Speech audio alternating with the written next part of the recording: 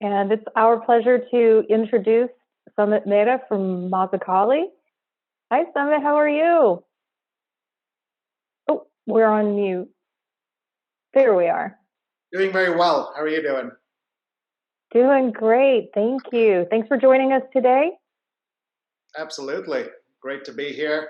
Great to see a lot of familiar faces, but good to be here. Certainly. Thank you. And where are you broadcasting from today? I'm in Santa Fe, New Mexico. Oh, great. Fantastic. Southwest. Great weather.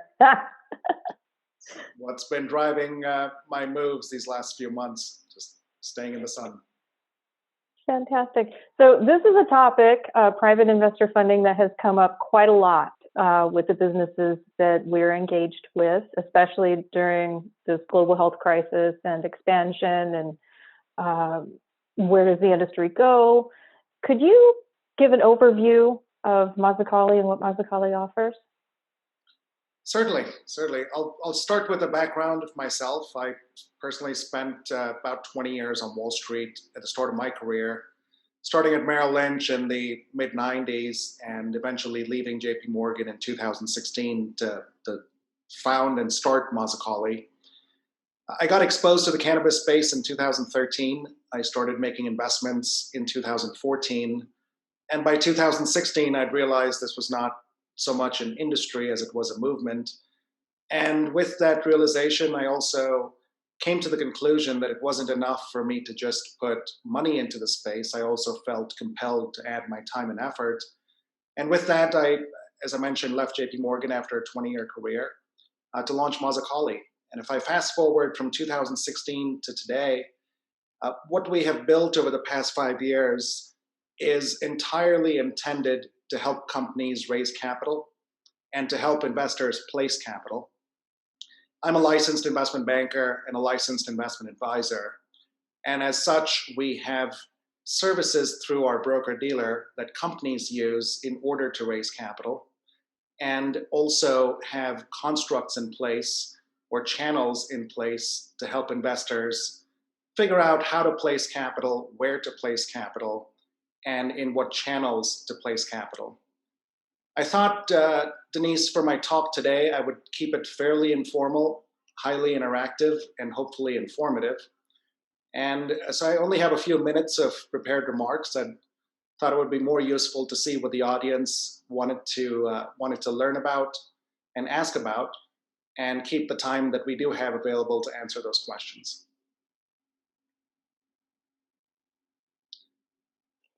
That sounds fine. Please continue, and we will chime in after you're all done with questions and what comes in from the audience as well. Thank you so much. Thanks, Jessica. So private investing in cannabis, I'm going to talk a little bit about why private, and I'm going to talk about investing both from the investor perspective as well as the company perspective. And I'll start with why private. If one looks at the cannabis space in the US alone, there are 56,000 licensed businesses in the US. When you look at the $18 billion or so that is commonly reported as cannabis sales, I think it's useful to highlight what this number means. 18 billion is the total retail value of all the cannabis sold legally in this country. It does not include all the cannabis sold illegally, nor does it include all of the money spent around cannabis, which is roughly twice of that spent on cannabis. So think about logistics, transportation, safety, consumption devices, and the like, and you can see how the total size of the industry adds up to a multiple of what is reported as total retail legal sales. Now, if you look at the ratio of dollars spent on cannabis to dollars spent around cannabis, that ratio is roughly $2 spent around cannabis for every dollar spent on cannabis. If you look at the number of companies that are formed to support the cannabis industry, that ratio is nearly identical. And then when you round it up, it is 2 companies supporting cannabis for every company that sells cannabis. I started with 56,000 as the number of private licensed companies, or the number of licensed companies. And that brings us to the rough number of unlicensed companies at 112,000. When you add those up, it's a very large number. And if you look at the public markets, there are fewer than 400 companies in the US that are public today in cannabis. So the reason that we look at the private markets is that over 99.5% of the industry is private, which means that over 99.5% of the opportunity is also private. Now I'll move on to the investor side of things and just highlight 4 ways in which investors can participate in what we believe is a multi-generational opportunity for growth in this industry. Investors can place money directly into companies that are raising money. Investors can pool their money together and participate in SPVs or special purpose vehicles to place money directly into companies they want to invest in. Investors can also invest with professional money managers through funds, and there's no shortage of excellent funds that are exposed to different parts of the industry. And finally, investors can hire folks that are professional advisors to create portfolios that are customized for them so that they're getting the kind of exposure, the level of risk, and the timeline that is most suited for their needs. Now, I'm going to move on to what a cannabis company can do that is looking for money. And if you're looking for money as a cannabis company, I wouldn't think of it very differently as I would if you were looking to sell your house. You're raising capital for your business, or you're selling your house. You want to do 3 things. You want to get your paperwork in order. You want to clean up your house and make it look nice. And you want to invite as many people as possible to your open house. If you're a company looking for capital, you follow these 3 exact steps. You want to get all of your investor paperwork in order so that an investor can do complete and adequate diligence on your business. You want to clean up your data room and make it look nice so the investor has a nice experience when they are interacting with your materials. The old way of reaching out to investors is somewhat of a quilted patchwork of software. And as an investor myself, I'm constantly shuffled from email to PowerPoint to Dropbox to DocuSign in a process that is highly inefficient. So we created a data room, a multimedia data room, that takes all of the steps of investing, automates them, and puts them in a very nice, aesthetically pleasing place where investors can start and complete diligence without leaving one piece of software. And finally, you want to invite as many people as you can to your open house. And this involves a large and extensive marketing of your raise, which is made much easier during this time of COVID, when it effectively costs the same to talk to someone across town as it does someone across the world. So I would encourage companies to think about their total addressable market as the universe rather than just their circles of influence. And with that, I will stop and pause and see what questions the audience has. Thank you so very much. Well, Charles, please, I'm going to let you start with the questions today, sir. Thank you. well, I don't want to interrupt, and I went first last time, so you should go first this time. Oh, you are so kind. Thank you very, very much. Well, I'm going to take only a few of them. However, what are your thoughts on long-term investments in the cannabis industry? In cannabis, actually, as an industry?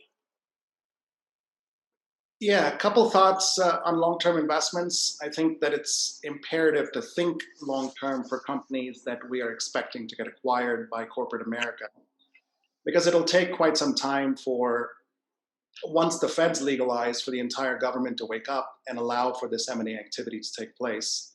But I would also caution folks that are thinking long-term to think about perhaps the following fact. Cannabis is unlikely to be the first federally legal product to be illegal to transport across state lines. And if we can agree to that, then we can also agree that these balkanized state marketplaces that we built with vertical supply chains in every state are unlikely to sustain over time. This is certainly long-term, Jessica. It is not going to happen anytime soon, but I want to make sure that I'm answering your question with a very extended time frame in mind, because we don't see this in any other industry. We don't see every state being forced to produce oranges or apples or any other agricultural product. And I don't know why we'd expect to see cannabis being forced to be grown in every state, even though in many states it simply is not, there's not good climate, there's not good genetics, and there's not good know-how. So if we can think about cannabis as the agriculturally traded commodity that it eventually will become, I think that informs investors as to where and how to place money that is intended to be long-term, because investing in a cultivation in South Dakota, for example, may not be a great long-term strategy. Thank you. Why do you think it is so difficult? I mean, let me back up. Raising capital is always one of those key factors, whether it is in the cannabis industry, whether it's in real estate, whether it's across the board in type of development. My background is in real estate and research and diagnostics and autoimmune disease. And so I know what it's like to raise capital. This industry seems to have a particular proclivity to difficulties in raising capital. Why so? What is your advice to people?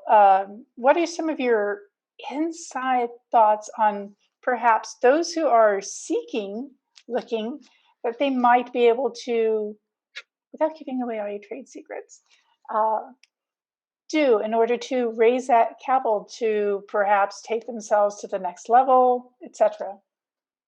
I kind of lumped it a lot in one question. Yeah, well, I heard two questions there. Why is it so difficult to raise capital, and what can companies do about it? And I'll answer both.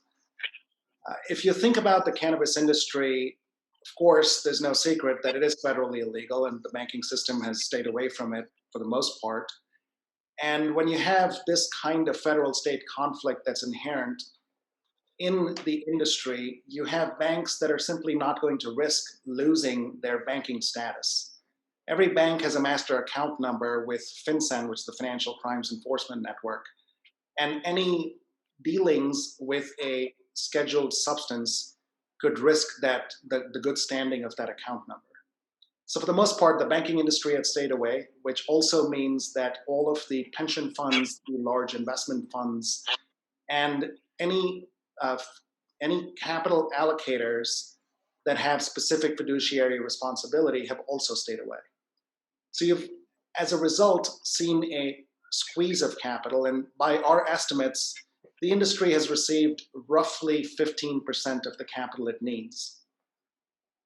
And given that less than half of 1% of companies that are public receive over 95% of media attention, you also have a giant percentage of that small number going into public companies.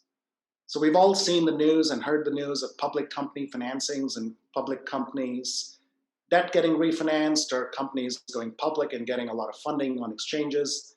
What we don't hear about is the vast majority of companies that are private that are not able to access this capital. And that the answer to your first question, why is there a shortfall? It's a combination of capital at large being squeezed because of the federal-state conflict, and capital within the public companies, or capital being concentrated within the public companies, and the private companies suffering a larger than proportional impact because of this squeeze. The second part of your question was, what can companies do to raise capital? And I'll go back to my housing analogy. Companies can certainly spend time getting professional assistance with all of their materials. You want a fantastic pro forma model. You want a professionally prepared subscription document. You want a very professionally prepared deck. That's where we see a lot of shortfall and a lot of room for improvement is the first thing investors see. And you don't get a second chance to make a first impression. And in today's day and age, when the only way you communicate with anyone is through a screen or a speaker, it helps to use both. So you want a pitch video that someone can watch. And if I can watch a 4-minute video on your company, that is more attractive to me and saves me a lot of time digging through all of your documents to figure out what it is you do and what it is you're looking for. So a combination of professional preparation and eye to adapting to the digital age. And then, as I mentioned earlier, making it easier for investors. Don't send me an email with a PowerPoint to then take me to a Dropbox to then send me a DocuSign. You've lost me at hello. Give me one place where I can go start to finish and where I can have all of what I need to look at so that I don't have to go looking for it. And those are some of the things investors can or companies can do to prepare themselves.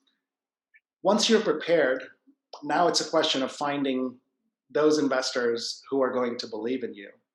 And that's a challenge in and of itself. However, the SEC, especially after the Jobs Act passed in 2015, released Title II and III, which effectively are Reg CF and Regulation A+, both of which allow private companies, and CF stands for crowdfunding, by the way, both of these regulations allow private companies to raise capital from retail investors in a way that was never possible in the past. So the SEC has effectively democratized the private equity opportunity. And if, as we have seen, institutional investors continue to stay away from the industry, companies now have a way to approach retail investors through these regulations. And we are seeing companies get funded on various crowdfunding platforms with 7-figure checks. We're also seeing companies get funded through Reg A+ channels with a much larger amount of money. The most recent example I can provide is Gage in Michigan that raised $50 million, and a chunk of that was through the Reg A+ channel. So I'd encourage companies, Jessica, to 1, be fully prepared, and 2, explore channels that may not be traditional. However, they are effective and they are working. Thank you so much. Charles, I've got a couple more questions, or do you want to jump in with something? Go right ahead, Jessica. Thank you. Sumit, I would like to know what sets your company apart from the other companies that, I mean, we've had various companies that are tied to investments. Please let us know what sets your company specifically apart and what clientele are you actively seeking? Mm-hmm. Sure. Since we have a wide variety of audience around the world, who knows? Yeah, great question. I'll answer it in sort of a 3-part answer because I don't think any one of these parts by itself truly sets us apart. But I do think that when you combine all 3, there's some distance between us and what folks might view as our competitors. The first is our focus on diligence. With our Wall Street backgrounds and with our broker-dealer, we came into the industry knowing that we had to do deep diligence on companies in order to have the confidence to advise our clients and our investors to place their capital into these businesses. Every time you have a market going from black to white, you've got a lot of room for players to act in ways that may or may not be appropriate or appealing to the right investor. And it's our job to sort through all of that to pick out the gems that we want to bring to our capital sources. So for diligence, what we did early on was partner with a law firm, partner with a compliance firm, and recruit the regulatory officers at our broker-dealer to join us in our diligence processes, now effectively bringing legal, financial, strategic, compliance, and regulatory diligence all under one shared umbrella. The second thing the second part of my answer to your question, Jessica, would be around how we approach investors.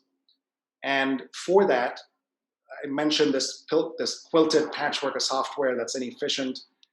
We built our own technology. We set about building our technology in 2018 in Chicago. It has now been completed and it is functional. It's launched. It is a place where companies can list their offering. Of course, they have to go through the diligence process I just mentioned, and then end up with an attractive and aesthetically pleasing multimedia showcase where, whether they want to showcase videos or podcasts or interviews or conferences like this, or their pitch deck or plain text, they can do that all in one place. And investors can come and effectively window shop until they decide to make a purchase with full transparency on both sides. So I know how investors are behaving, and I know what parts of companies' data rooms investors are spending time on. That kind of intelligence removes a lot of the inefficiency in this process and allows for companies to target those who are most interested instead of just blasting out their opportunity into the world and hoping someone catches it and shows up at their door. The third part of what we do is utilize our licenses to ensure that everything we do is fully compliant with SEC, FINRA, and FinCEN guidelines. We're a licensed broker-dealer. We're licensed investment bankers. Mazakali is a registered investment advisor, and we are licensed investment advisors and investment professionals. Having all those licenses, having that SEC FINRA compliance, gives our investors the comfort of knowing that they are satisfying their fiduciary obligations to their end investors. And as a result, we have been able to work with several funds and several high net worth folks that otherwise may not be placing capital simply because they have comfort knowing, one, our diligence process is adequate and complete, and two, that we have the licenses to do what we are doing as a business.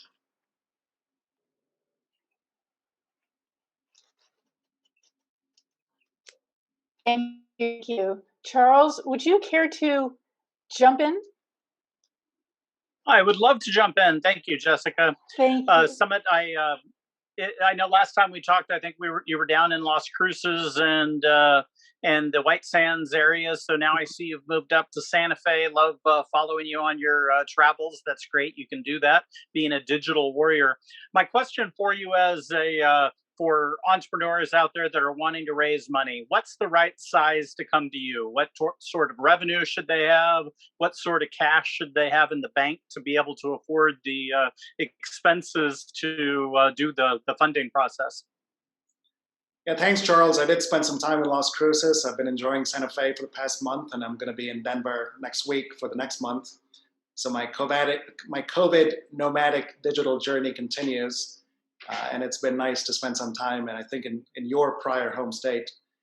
To answer your question, what do companies need to have in terms of revenue? Typically 3 to 10 million is the size of raise that we want to work with.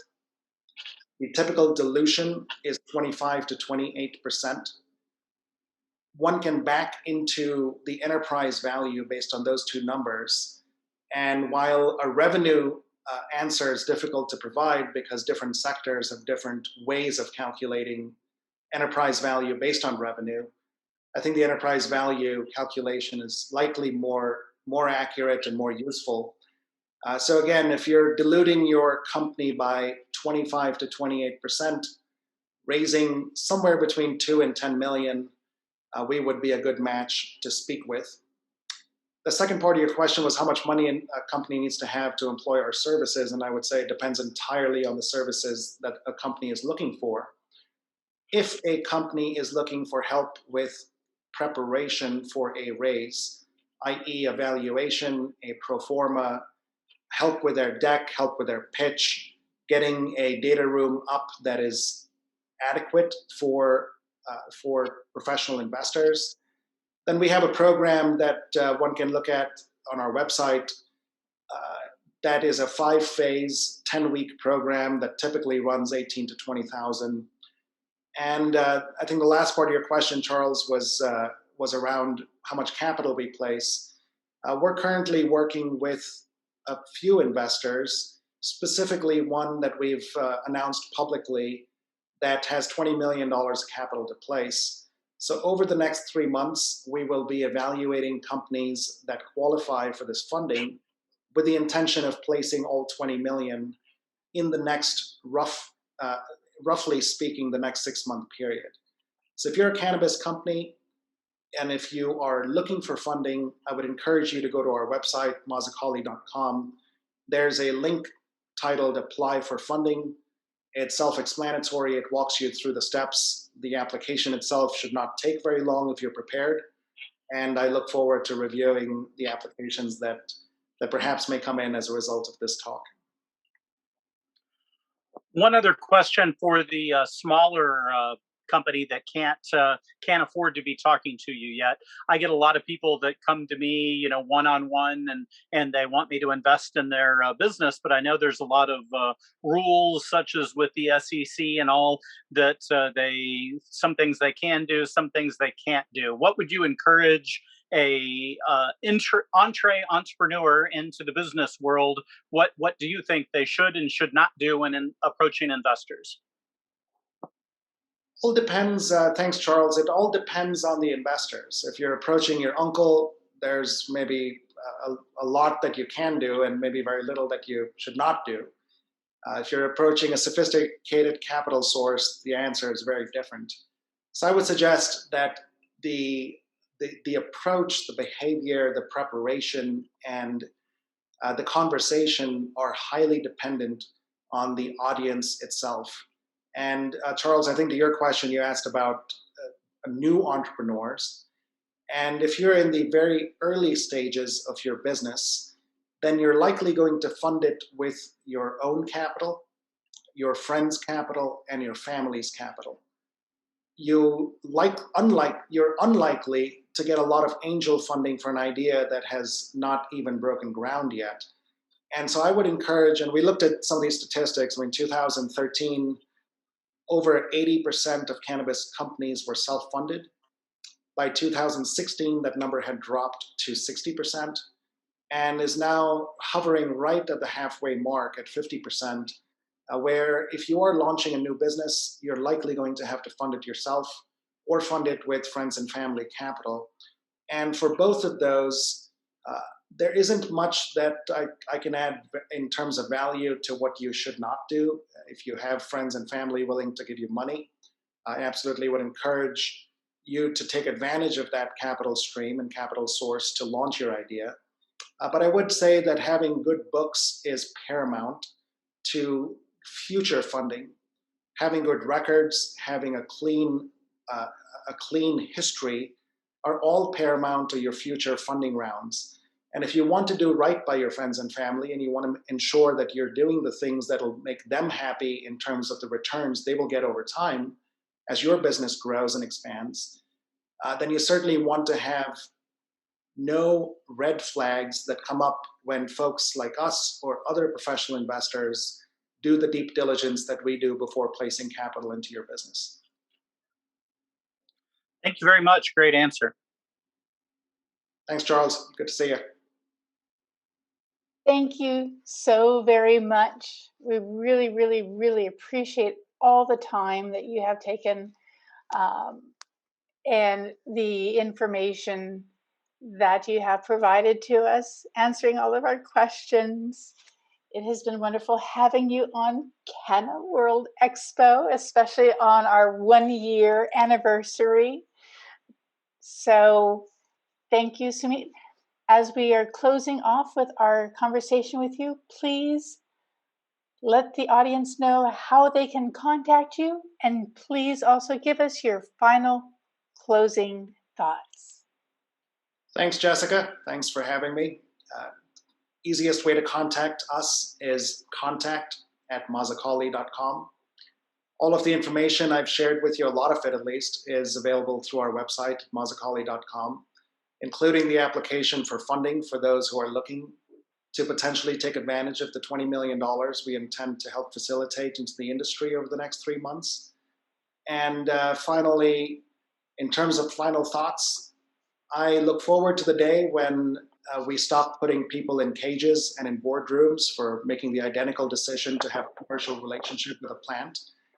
And I look forward to the day when cannabis becomes so ubiquitous that the lessons it teaches us, which are lessons of compassion and community and collaboration and consciousness, become so prevalent that we cease to have the type of business practices that we've come from and perhaps embrace a kinder and more gentler world.